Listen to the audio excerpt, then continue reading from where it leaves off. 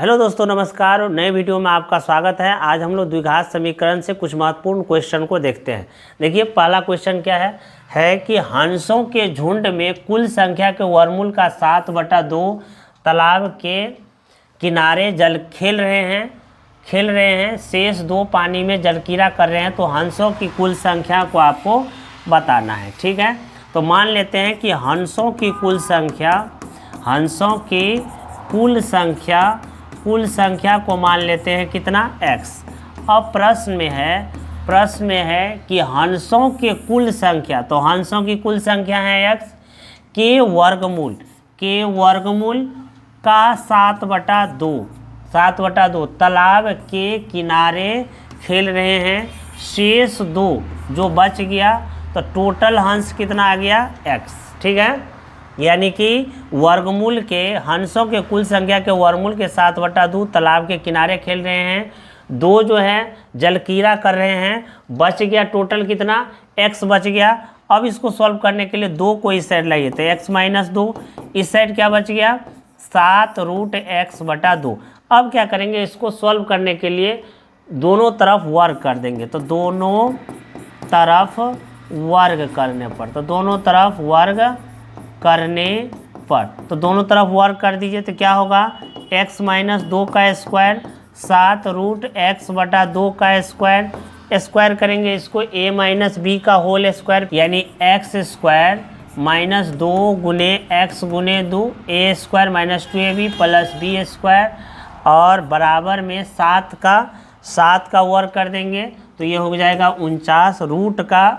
Root x का वर्ग करेंगे तो x, और यहाँ 2 का वर्ग करेंगे तो हो जाएगा 4 हो जाएगा। ठीक है, ये हो जाएगा x², 2 को 2 से गुना करेंगे, आ जाएगा 4x प्लस 2 का वर्ग हो जाएगा 4, 49x/4। ठीक है, 49x/4। अब क्या करते हैं, इसको 4 से मल्टीप्लाई कर देते हैं। ठीक है, तो हो जाएगा, आपको क्रॉस करेंगे तो 4 को 1 से करेंगे 4x², 4 से 16 को 4 चौको 16x, और प्लस हो जाएगा 4 चौका 16 बराबर 49x हो जाएगा। ठीक है, इसको इधर लेंगे, 4x² - 16x प्लस 16 - 49x बराबर 0। ठीक है, अब 16 और 49, 4x² 16 49 को जोड़ेंगे तो 9 6 हो जाएगा 15, 4 1 5 1 6 65x, और प्लस हो जाएगा 16 हो जाएगा। ठीक है, अब देखिए यहाँ पर 16 और 4 का अगर गुणनखंड करेंगे तो हो जाएगा 16 चौका 64, यानी 4x² - 65x प्लस 16 बराबर 0।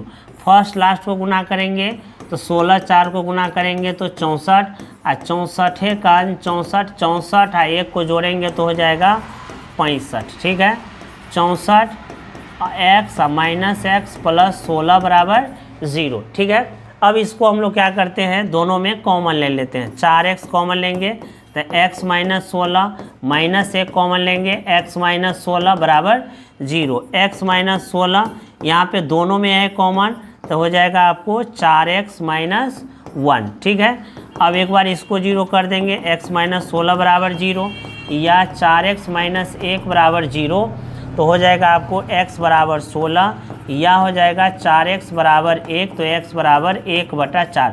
अब देखिए ये वाला नहीं होगा क्योंकि 1/4 है, हंस को पूरा हंस को गिनेंगे, यानी 1/4, 1/4 हंस नहीं हो सकता है, यानी हंस का चौथा भाग तो गिन नहीं सकते हैं। ठीक है, तो यहाँ कुल हंस कितना हो जाएगा, 16 आपका आंसर हो जाएगा। ठीक है, अरे वह संख्या निकाले जिसमें 20 घटाने पर वो अपने व्युत्क्रम की 69 गुनी हो जाती है। ठीक है, तो पहले हम संख्या मान लेंगे, संख्या बराबर मान लेंगे कितना, संख्या बराबर मान लेंगे x। ठीक है, माना कि संख्या बराबर कितना मान लिए, x। अब देखिए प्रश्न से क्या करेंगे कि करें, वह संख्या निकालिए जिसमें 20 घटाने पर, ठीक है, तो 20 घटा दिए संख्या में से। ठीक है, वह अपने व्युत्क्रम का, यानी संख्या का व्युत्क्रम यानी x का व्युत्क्रम क्या होगा, 1/x की 69 गुनी हो जाती है, तो 69 गुनी कर देंगे। अब देखिए यहाँ पे हो जाएगा x - 20, ये हो जाएगा 59/x। इसको अगर हम क्रॉस करेंगे तो ये हो जाएगा एक्स स्क्वायर माइनस 20x बराबर 69। इसको इधर लेंगे तो 20x माइनस 69 बराबर 0। ठीक है, इसको गुणनखंड से अगर करना चाहे तो हो जाएगा 23 तिया। ठीक है, यहाँ देखिए x square minus 20x minus 69 बराबर 0 आया। अब ये 69 का गुणनखंड हो जाएगा 23 तिया और 23 में से 3 गया तो कितना हो जाएगा ये 20। तो लिख देंगे x square minus 23x plus 3x minus 69 बराबर 0। यानी लास्ट वाला का गुणनखंड करके फर्स्ट घटा के बीच वाला आना चाहिए या जोड़ के बीच वाला आना चाहिए। तो यहाँ x कॉमन लेंगे x माइनस 23, यहाँ 3 कॉमन लेंगे x माइनस 23 बराबर होगा 0। x माइनस 23 दोनों में है कॉमन तो x प्लस 3 बराबर 0, यानी x माइनस 23 बराबर 0 एक बार होगा या x प्लस 23 बराबर 0 होगा।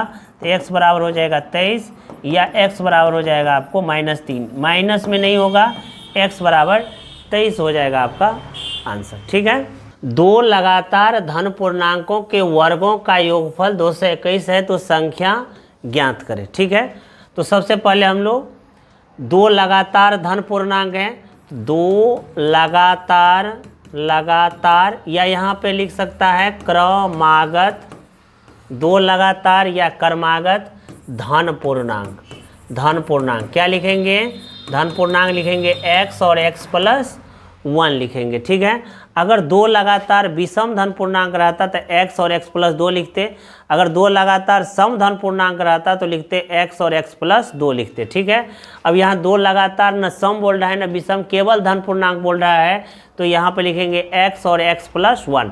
अब देखिए प्रश्न में कह रहा है कि दो लगातार धन पूर्णांक के वर्गों का, तो इसको हम वर्ग कर देते हैं, दोनों को वर्ग करके और योगफल कितना है 221 है। ठीक है, अब इसका आप क्या कर सकते हैं, निकाल सॉल्व कर सकते हैं। तो क्या लिखेंगे एक्स स्क्वायर, इसको a प्लस बी का होल स्क्वायर तो a स्क्वायर प्लस यानी एक्स स्क्वायर 2x प्लस 1 हो जाएगा।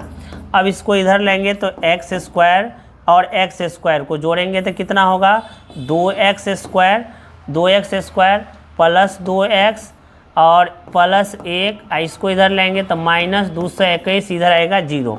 ठीक है, 2x स्क्वायर प्लस 2x घटाएंगे 220 आ जाएगा। ठीक है, अब देखिए इसमें 2 कॉमन हो जाएगा। ठीक, दोनों में 2 कॉमन है तो ले लीजिए x square plus x minus 110 बराबर 0 हो जाएगा। ठीक है, 2 से भाग दे देंगे यहाँ पर तो आ जाएगा आपको x square plus x minus 110 0/2 यानी कितना हो जाएगा 0।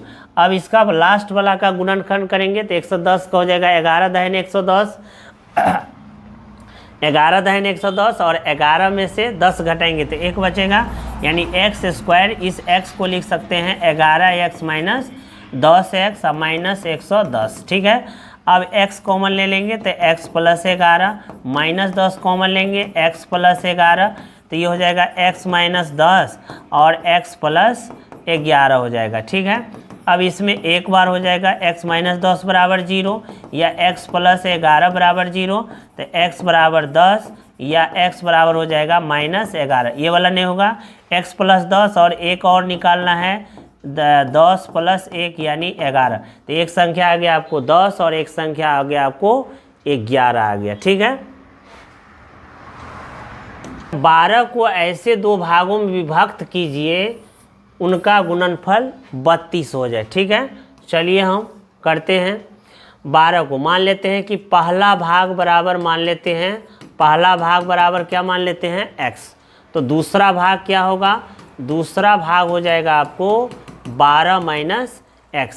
ठीक है, 12 को दो भागों में करना है। ठीक है, तो पहला भाग क्या मान लिए हैं x, तो दूसरा भाग क्या होगा 12 माइनस x। मान लीजिए कि 12 है तो 6 नहीं हो सकता है, मतलब 6 भी 12 हो सकता है, 4 और 8 भी 12 हो सकता है।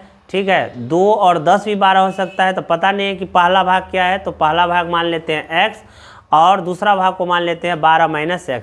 अब कह रहा है इस तरह से कीजिए कि दोनों का गुणनफल 32 आ जाए, यानी प्रश्न में कह रहा है कि दोनों को गुना करने पर 32 आ जाए, यानी एक x और दूसरा है 12 माइनस एक्स, दोनों का गुणनफल कितना आ जाए 32 आ जाए। इसको अगर गुना करेंगे तो x से 12 को करेंगे तो 12x, x से x को करेंगे x स्क्वायर बराबर कितना आएगा 32 आ जाएगा। ठीक है, अब क्या करते हैं, ये दोनों को इस साइड लेके चल जाते थे, इस साइड बच गया आपको 0, एक्स स्क्वायर को इस साइड ले जाएंगे तो साइन बदल जाएगा, प्लस हो जाएगा, इधर हो जाएगा -12x और इधर हो जाएगा +32। ठीक है, अब 32 का गुणनखंड आपको करना है, तो 32 का गुणनखंड क्या होता है 8 चौका 32, 8 और 4 12।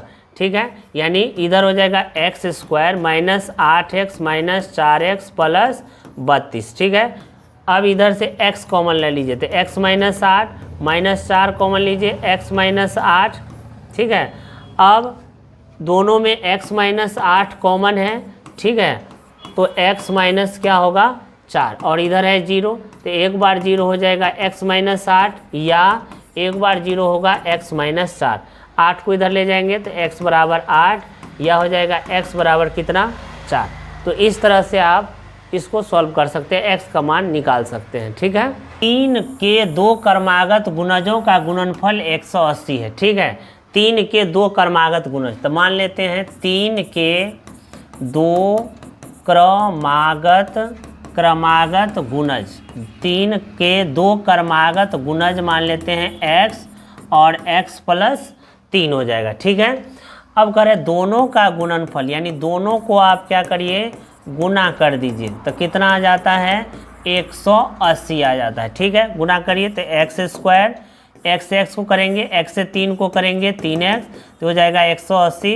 इसको इधर लाएंगे तो कितना होगा -180 और इधर बचेगा आपको 0 बच जाएगा। ठीक है, अब इसको आप गुणनखंड करिए या आप द्विघात सूत्र पर -b ± √b² -4ac अब बटा 2a पर बना लीजिए। ठीक है, यहाँ b के जगह है 3 प्लस माइनस b के जगह है 3 -4, a के जगह इसका गुणांक 1 और c के जगह है -180 और बटा 2a के जगह है आपको 1। ठीक है, ये होता है x स्क्वायर का गुणांक, ये होता है b होता है वो x का गुणांक और c होता है अचर पद।